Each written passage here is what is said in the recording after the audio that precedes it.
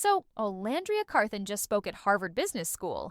And if you thought the internet would give this woman her flowers, you clearly haven't been paying attention. Instead of celebrating a black woman from reality TV making it to one of the most prestigious universities in the world, people are in the comments losing their absolute minds, asking what she could possibly have to talk about. One comment literally said, "No offense, but I don't understand why a TV star would be speaking at a university." And that right there is exactly why we need to talk about this. Because the disrespect is loud, and honestly, it says way more about the people questioning her than it does about Olandria herself. Let me set the scene for you because context matters here. Olandria didn't just show up at Harvard for a casual campus tour. She was invited to Harvard Business School for a fireside chat, where she discussed leadership and her experiences navigating professional spaces as a black woman. I'll tell you guys the trenches part too. The part where I was crying, I'm praying, and all these things, and how I got here. Like, I don't mind telling you the ugly parts of my story. I feel like that is what makes my story. The glitz and glam is fun and cute and all, but it's like, I need to tell you guys how I got there. I don't want you guys to think that it was an easy road, because it was not. So I think my sense of self is something I take pride in, and kind of keeps me anchored in everything that I do. This wasn't some random appearance. Then, she attended the Harvard Graduate Women in Business Annual Gala, where they gave her the Women in Business Power and Purpose Award. Read that again. An award from Harvard for her business acumen and impact. But as soon as the pictures and videos started going viral, the comment section turned into an absolute circus. Hundreds of people were asking variations of the same question. What could she possibly be talking about at Harvard? One person even said, "If she came to my high school, I still wouldn't understand." The audacity of that statement is wild to me. This woman gets invited to speak at Harvard, receives an award, connects with students and faculty, and people still can't wrap their heads around why she'd be there. The jealousy is so thick you could cut it with a knife. Here's the thing that people need to understand. When you come from reality TV, especially as a black woman, people will never let you evolve past that first impression. It doesn't matter what you accomplish after the cameras stop rolling. In their minds, you'll always just be that girl from Love Island. And that's exactly what's happening to Olandria right now. She came from Love Island, USA, and yes, that's how most people know her. But there's this assumption that reality TV stars are somehow less intelligent, less accomplished, less worthy of academic recognition. It's classist, it's reductive, and honestly, it's tired. We've seen this pattern play out with so many people who got their start in reality television. The public refuses to see them as multidimensional human beings with actual skills and expertise beyond what made them famous. What makes this even more frustrating is that there were plenty of other people from Olandria's season of Love Island. So as everyone knows, when it comes to my career, longevity comes to mind first. I do want Olandria to be a household name. So ways that me and my team have kind of approached this longevity career thing is basically tap it into different areas of my career. One hand, you have me raising money for lupus and bringing awareness to that because my mom is a lupus warrior. You have on another hand, I'm at universities kind of pushing higher education. I'm at HBCUs pushing higher education. I have talking events, speaking events. I'm speaking to younger women that's currently in college or about to go to college, kind of trying to expand my brand as much as possible so I can have different avenues that I can kind of take when it comes to my career. If she was just another reality TV personality with nothing substantial to offer, why would Harvard specifically invite her and not anyone else from that season? That's not a random choice. Harvard Business School doesn't just throw around speaking invitations because someone has a lot of Instagram followers. There's a vetting process. There's a reason. And the reason is that Olandria brings something valuable to the table that resonates with what they wanted their students to hear. So, let's talk about what people conveniently ignore when they're busy questioning her credentials. Olandria Carthan has a business degree in logistics, materials, and supply chain management. That's not a liberal arts degree where you study theory all day. That's a technical, career-focused field that requires understanding complex systems, data analysis, and strategic thinking. After graduation, she worked as a salesperson in the elevator industry. Now, that might not sound glamorous to people who only care about influencer aesthetics, but working in B2B sales, especially in an industrial sector, teaches you negotiation, client management, and how to operate in corporate environments that are often male-dominated and not particularly welcoming to Black women. So, when she got on Love Island and gained a platform, she already had professional experience and educational credentials that most reality TV stars don't have. People questioning why Olandria will be invited to speak at Harvard really speaks to the lack of critical thinking that is plaguing this country. No one ever wants to use this anymore. And as someone who does go to Harvard, I think it is so incredibly infuriating for people to not even grasp or begin to think of a person who was platformed to millions of people being able to leverage their identity and create a brand. Like, people were in my comments asking, what brand does she make? She is the brand. She is the brand. She's built a multi-million-dollar business over the span of 5 months. Simply by being her, investing in herself, and people applaud realness, especially within Black women. One, she gives back to HBCU, she gives back to nonprofits, and she advocates for education. So yeah, that's why she was invited to speak at Harvard. Are we dumb? It's the Harvard Women in Business, it's Harvard undergraduate Black women at Harvard. So if we did research, no one ever wants to research anything or look things up. It's always so antagonistic. It's always so contrarian. And I just think a lot of you would benefit from using your brains a bit more. That foundation matters. It's why she's been able to build what Harvard student Aaron Thompson called a multi-million-dollar business over the span of 5 months simply by being her and investing in herself. You don't do that by accident. You don't do that without business acumen. You do that by understanding branding, marketing, audience engagement, and how to monetize attention in a sustainable way. And here's something else people conveniently forget. Olandria has consistently used her platform to advocate for education, particularly at HBCUs, and to support women. She's raised money for lupus awareness because her mom is a lupus warrior. She's spoken at universities, encouraging young women to pursue higher education. She's not just posting selfies and cashing checks. She's actively trying to give back and create opportunities for others, which is exactly the kind of purpose-driven approach that institutions like Harvard want to highlight. I would say my sense of self. I never forgot that. That was always the root of whatever I did. I never got lost in what came with this life. I know it's so hard not to, but I never allowed the money or the opportunities to change me. I know what got me this support system is me being authentically me. So I never lost sense of that. I don't tell half my story, I tell the whole thing. I don't just always share the glitz and glams of it all. I tell you guys the trenches part too. The part where I was crying, I'm praying, and all these things, and how I got here. I don't mind telling you the ugly parts of my story. I feel like that is what makes my story. The glitz and glam is fun and cute and all, but it's I need to tell you guys how I got there. I don't want you guys to think that it was an easy road, because it was not. So I think my sense of self is something I take pride in and kind of keeps me anchored in everything that I do. And it was honestly so great to see you on screen. Even with all the things you were going through, you were still being such a good friend to your friends that you made in the villa. Mm-hmm. And it was just so nice to see that and refreshing. I come from a project that I was really excited to do, and it fell through last minute. And I started immediately thinking what am I doing? I started questioning my direction, my purpose, and all those things. And I was like, you know what, let's not let this moment define why I'm here. You know what I mean? Let me just kind of reroute myself and be like, you know what, don't forget your purpose, don't forget why you're here, don't forget your story. Just because a brand decides to take another creative direction, decide to drop you last minute, does not mean you were not worth being a part of whatever that was. Maybe this is just God's way of just redirecting you. Maybe, just because it's a no now does not mean it's a no later.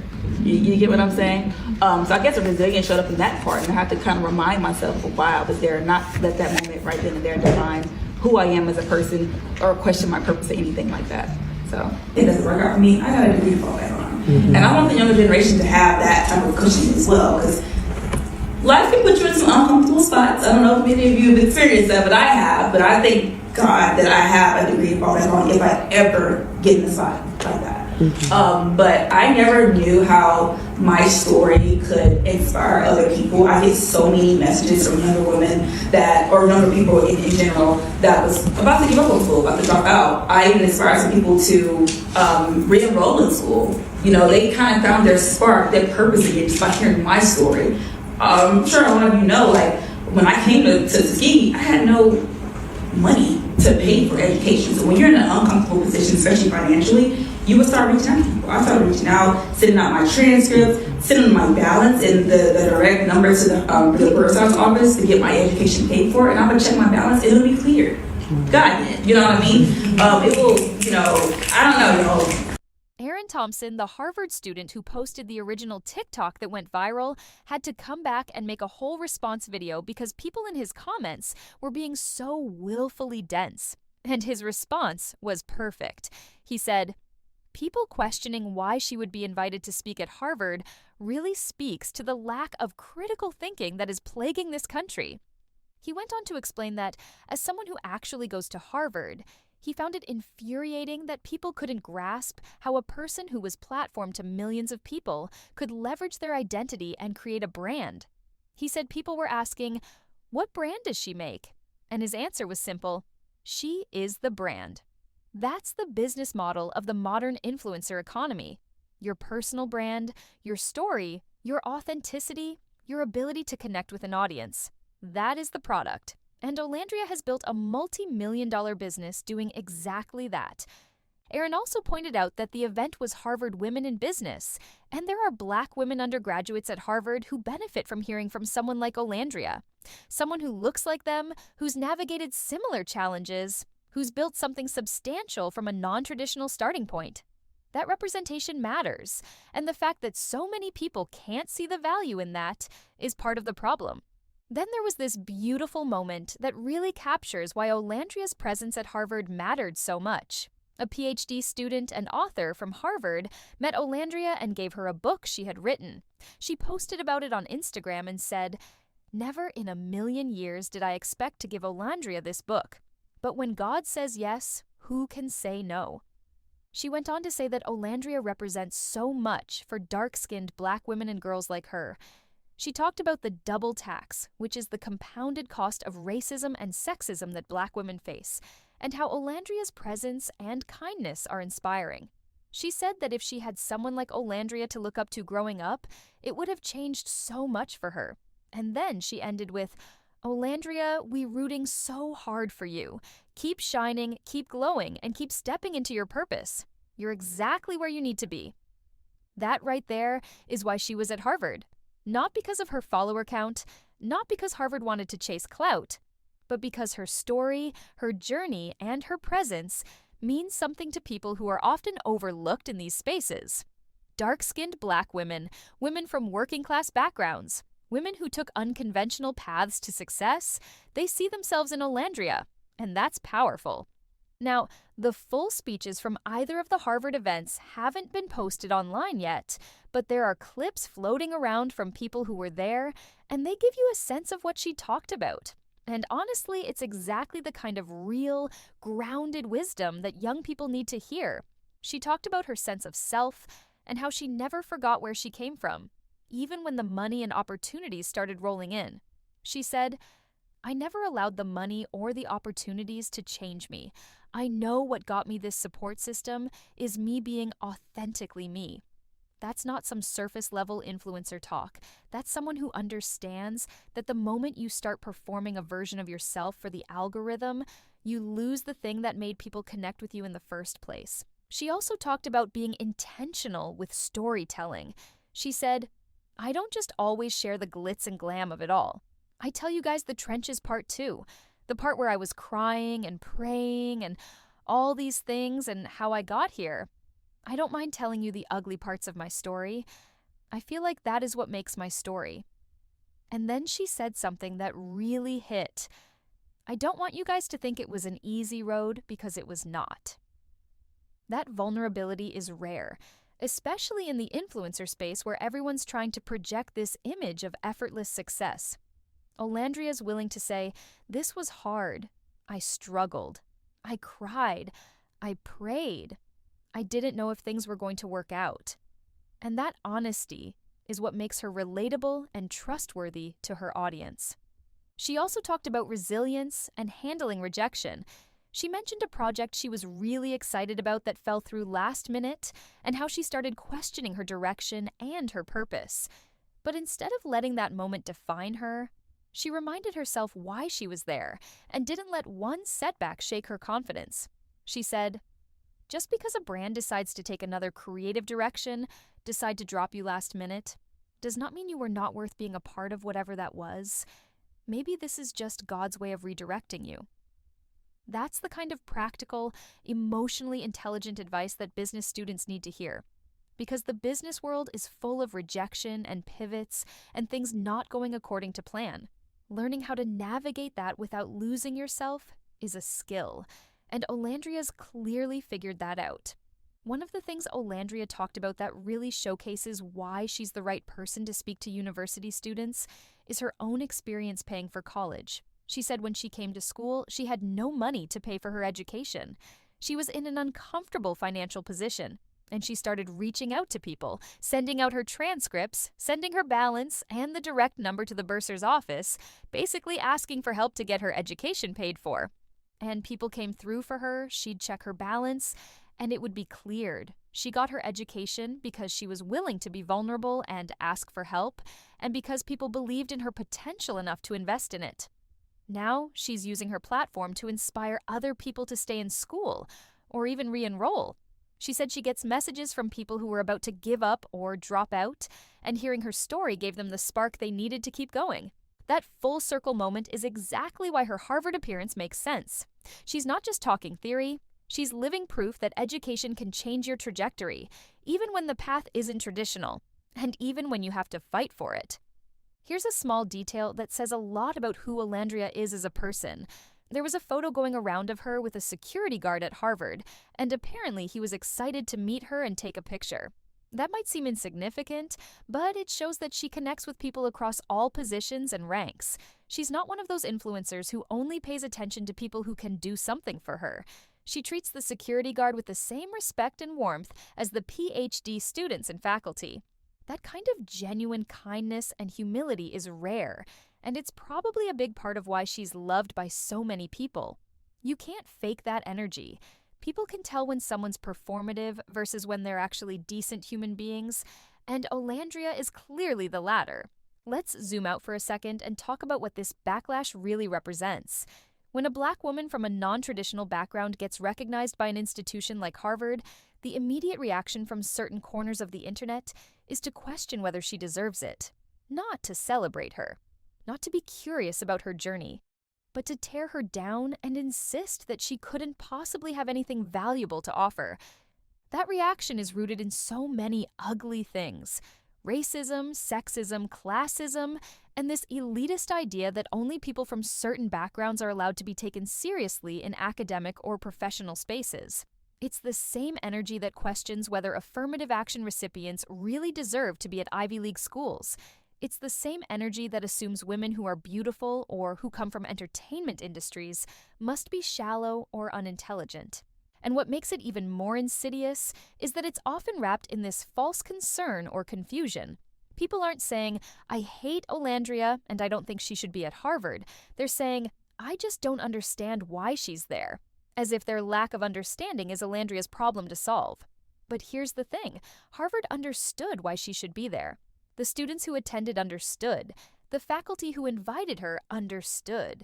The only people who don't understand are the ones who refuse to see past their own biases. Olandria talked about her career strategy in one of the clips, and she said she wants longevity. She's not trying to be a flash-in-the-pan reality TV star who disappears after a season.